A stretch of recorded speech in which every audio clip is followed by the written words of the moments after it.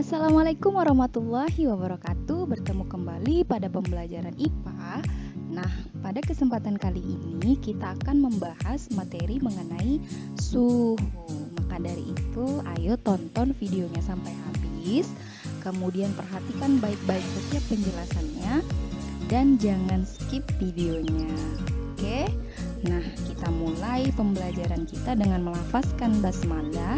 Bismillahirrahmanirrahim. Nah, pada saat siang hari yang terik, kira-kira apa sih yang kita rasakan? Ya, benar sekali.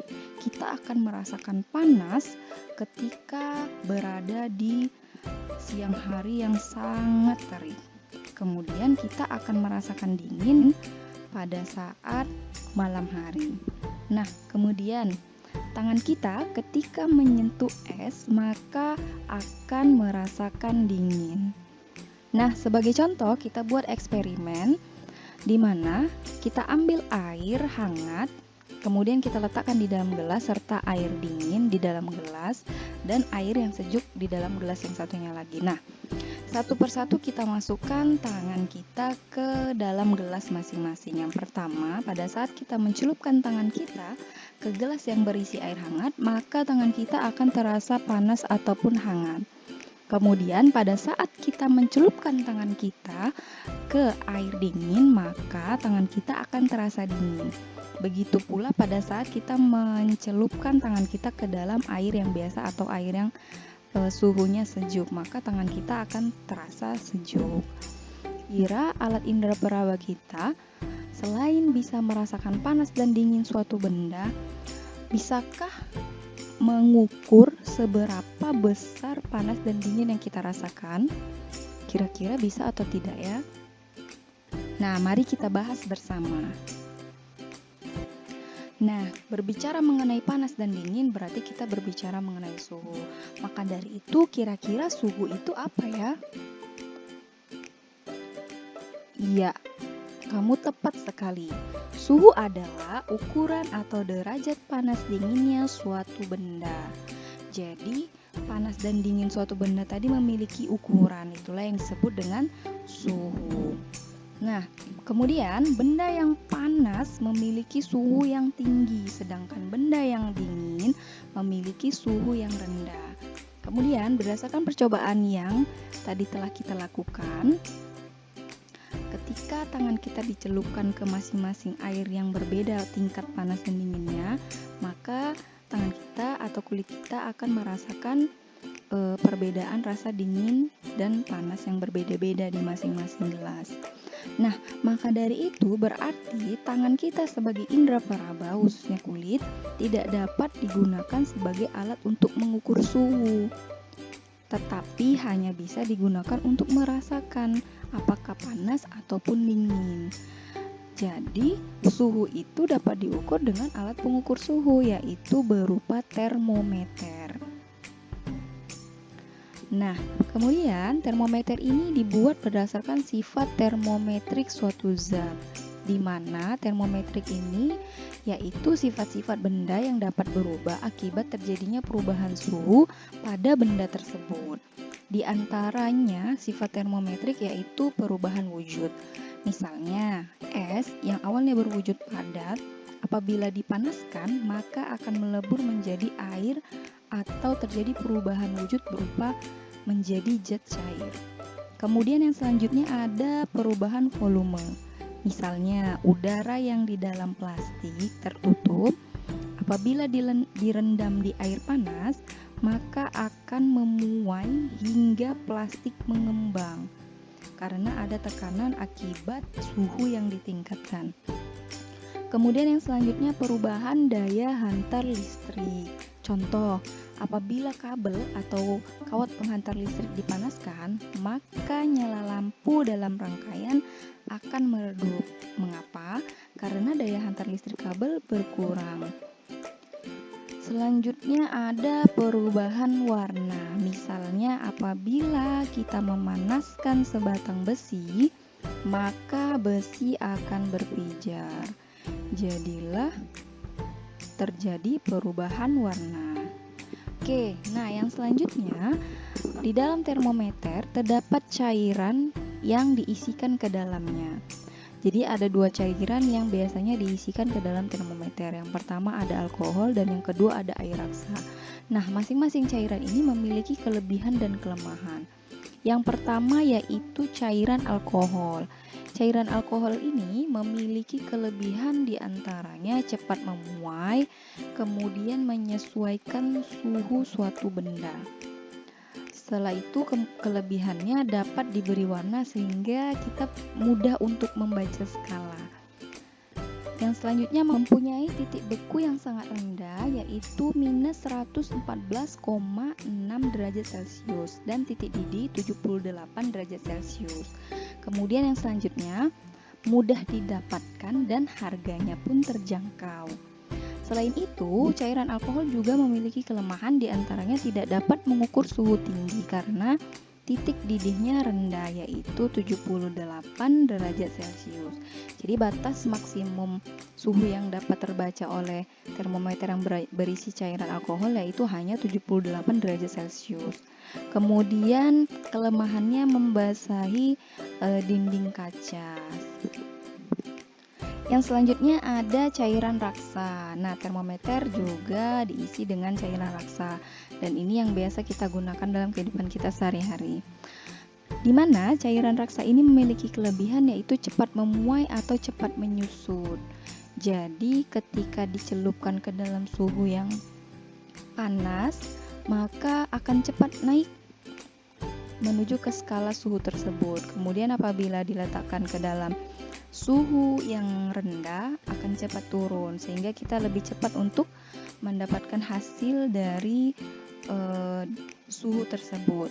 Kemudian tidak membasahi dinding pipa sehingga tidak mengganggu penglihatan kita pada saat kita mengukur suhu.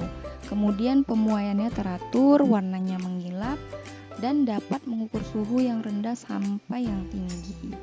Kemudian, cairan raksa ini juga memiliki kelemahan, diantaranya sulit diperoleh sehingga harganya mahal. Jadi termometer yang terbuat dari cairan raksa ini atau yang berisi cairan raksa di dalamnya harganya sedikit mahal karena bahannya susah untuk diperoleh. Kemudian tidak dapat digunakan untuk mengukur suhu yang sangat rendah yaitu kurang dari minus 40 derajat Celcius. Kemudian cairan raksa ini juga tergolong ke dalam zat racun sehingga dikhawatirkan pada saat pemakaiannya jatuh kemudian pecah atau tertatap sesuatu kemudian pecah dan cairannya keluar mengenai kulit kita maka akan merusak jaringan pada kulit kita. Selanjutnya ada jenis-jenis termometer. Yang pertama ada termometer klinis atau termometer badan. Biasa termometer ini digunakan untuk mengukur suhu tubuh, terutama pada saat kita demam. Karena pada saat kita demam biasanya suhu tubuh kita meningkat.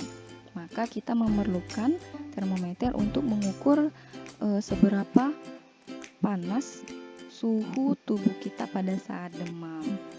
Kemudian pada saat kita ingin membaca skala pada termometer, maka posisi pandangan kita harus tegak lurus terhadap skala yang dibaca agar tidak terjadi kesalahan pada saat membaca hasil pengukuran dari suhu.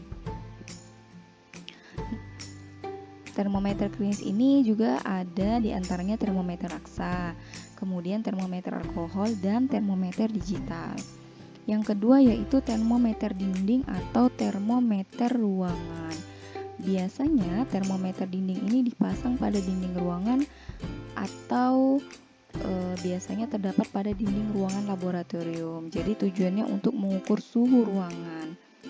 Kemudian biasanya zat cair yang digunakan pada termometer ini yaitu alkohol. Nah, termometer dinding memiliki skala dari minus 50 derajat Celcius sampai 50 derajat Celcius. Yang selanjutnya ada termometer bimetal, ya. Jadi termometer bimetal ini biasanya terdapat pada pemanggang, alat pemanggang atau microwave. Kemudian ada juga pada setrika.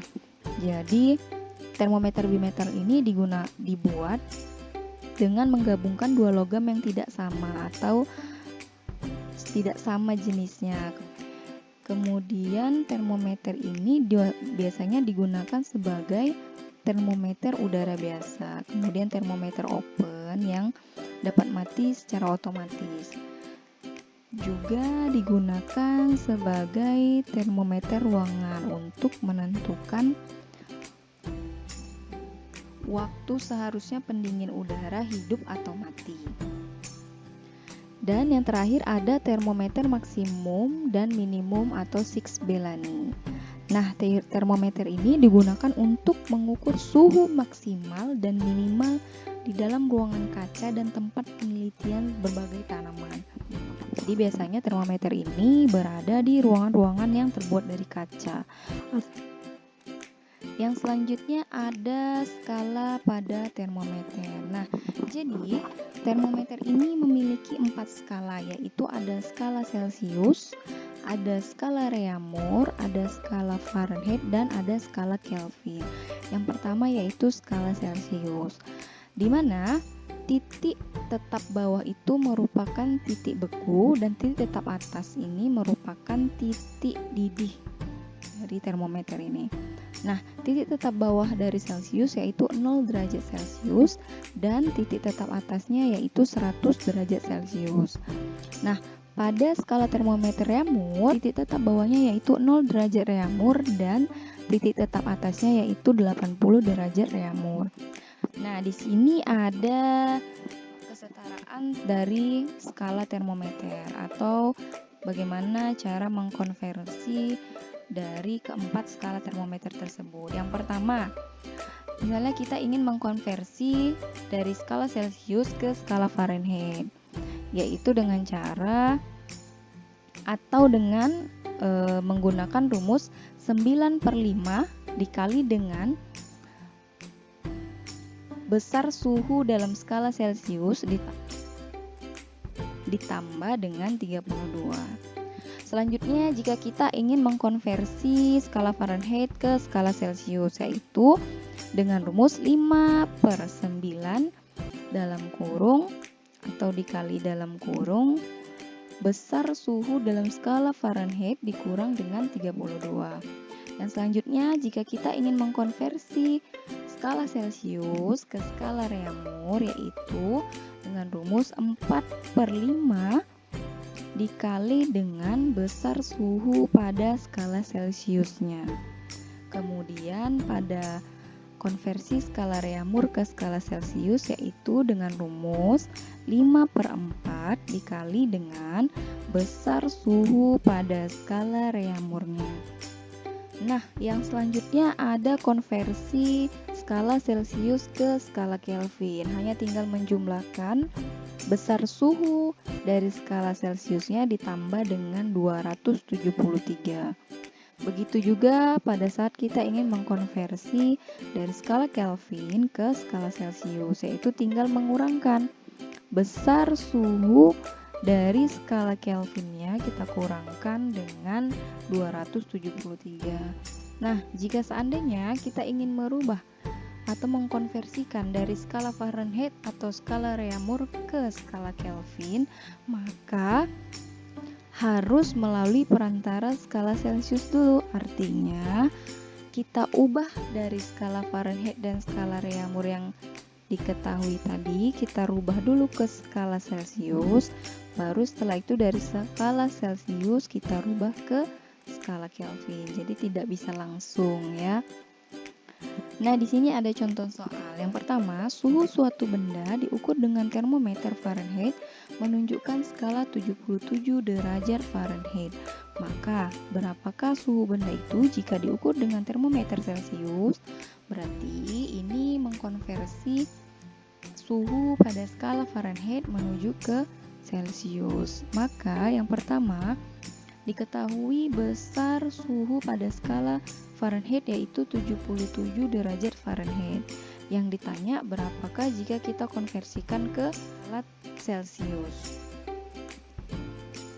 Nah, maka kita masukkan rumus konversinya tadi dari Fahrenheit ke Celsius, yaitu 5/9 dikali atau buka kurung dikali besar suhu pada skala Fahrenheitnya, yaitu 77 tadi yang diketahui di soal, dikurang dengan 32. Maka diperolehlah hasil 25 derajat Celcius. Kemudian soal yang selanjutnya, berapakah suhu benda yang terukur oleh termometer Celcius bila diukur dengan termometer Kelvin menunjukkan skala 281 Kelvin? Maka yang pertama diketahui suhu pada skala Kelvin yaitu 280 Kelvin.